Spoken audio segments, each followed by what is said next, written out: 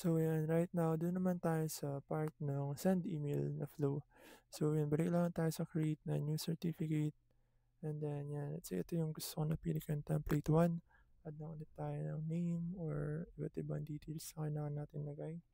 This time, since isa lang naman yung sasundan ko, Second Father Garcia ng ganito. Ayan, sa dot.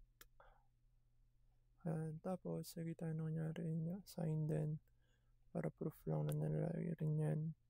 Then after that, pwede na tayo mag-send via email. Syempre dito sa dialog box na to, lagay natin kung sino ba yun nandyan. Yan, kunyari send ko sa sarili ko. Tapos gusto ko yung pumili ng preset na award or conference.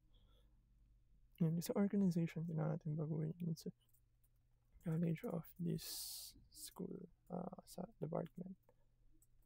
Alright, so once na naayos na natin yan, pwede nyo yan edit basic gusto nyo, send na natin.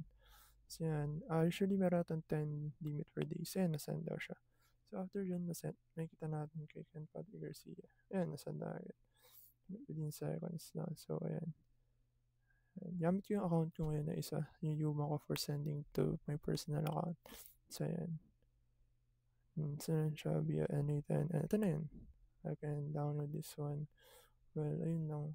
May ano dito. Pero pwede naman siya background remover na lang. Pero yun, download natin.